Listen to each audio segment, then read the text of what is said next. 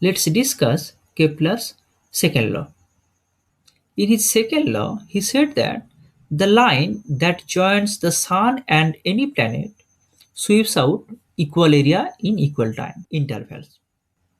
Let's say at a given time a planet situated at this position, okay, and after delta t time which is situated at this position. So in delta t time, so the line that joins sun to the planet sweeps out this area. Okay. Similarly, in delta t time, the planet moves from this position to this position, so sweeps out this area. Similarly, in delta t time, the planets also sweeps out this area. So from second law, we can say that all three areas are equal. Okay, and this law is known as law of areas. It can be shown that the law of areas is a consequence of conservation of angular momentum. Now we will discuss how the law of areas is related to angular momentum. Let us consider at a given time the planet is situated at P, and after delta t which moves to P prime.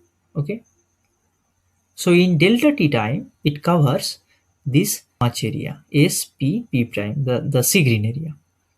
So we have to calculate this area. Now point is that P prime line is a curved line as it is a part of this ellipse. Now we assume that P prime is a straight line rather than a curved one. And this assumption is more valid if the P prime gets more closer.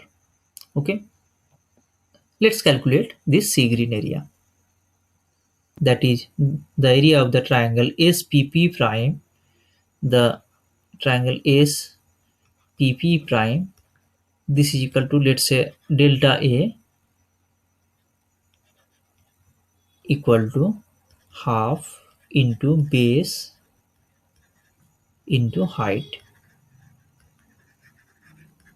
Okay, this is equal to half into base, that is SP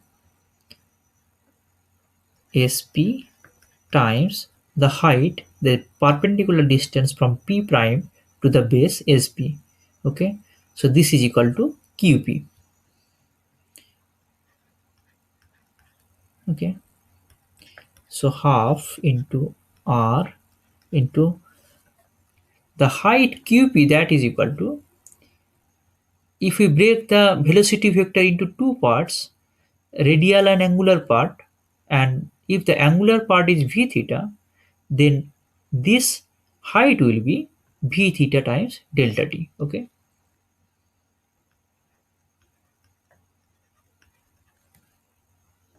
okay, so this will give you delta A by delta t. This is equal to half r v theta. So as delta t goes to 0, this will be aerial velocity. That means limit delta t goes to 0, delta A by delta t, this is equal to dA dt equal to, okay.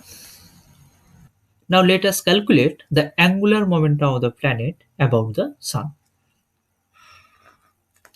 So this is equal to r cross the linear momentum p.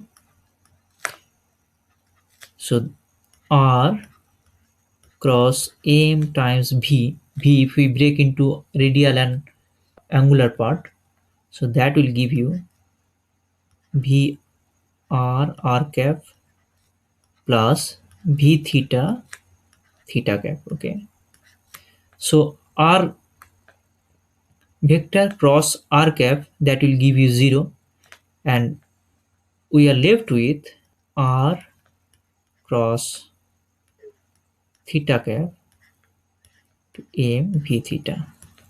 So this will give you m r v theta r cap cross theta cap. Okay, so if we consider the direction of the aerial velocity, that will be the same as the angular momentum, because the direction of the area vector is r cap cross theta cap. So the aerial velocity will be dA dt equal to L by twice m. So if the angular momentum is constant, then aerial velocity also constant, which is the Kepler's second law. Let's take an example related to the second law.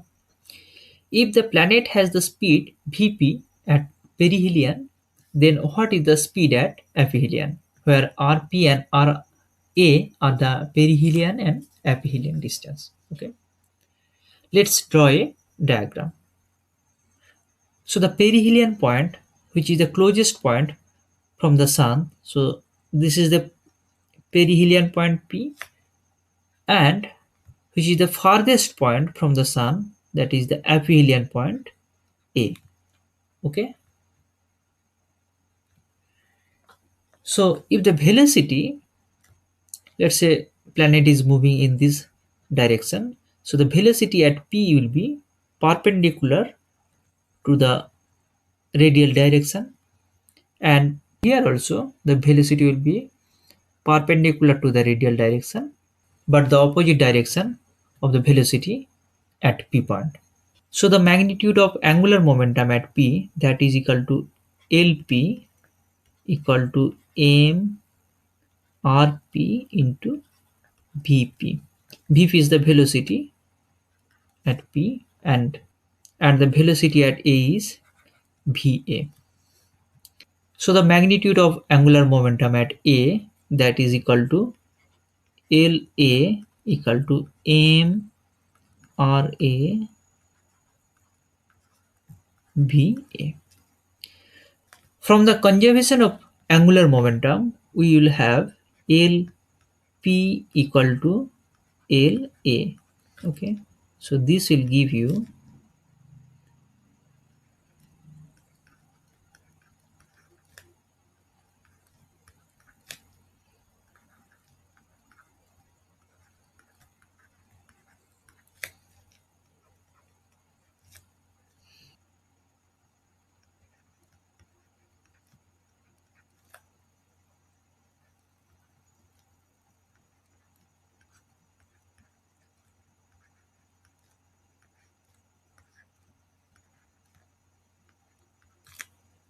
okay.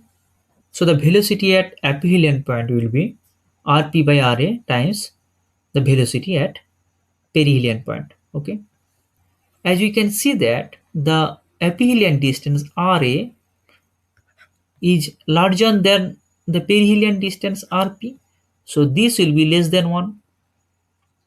So the velocity Va will be less than Vp, the velocity at perihelion point. Okay, this is because the planet has to move faster at P than the point A to cover the same area in equal time. Okay,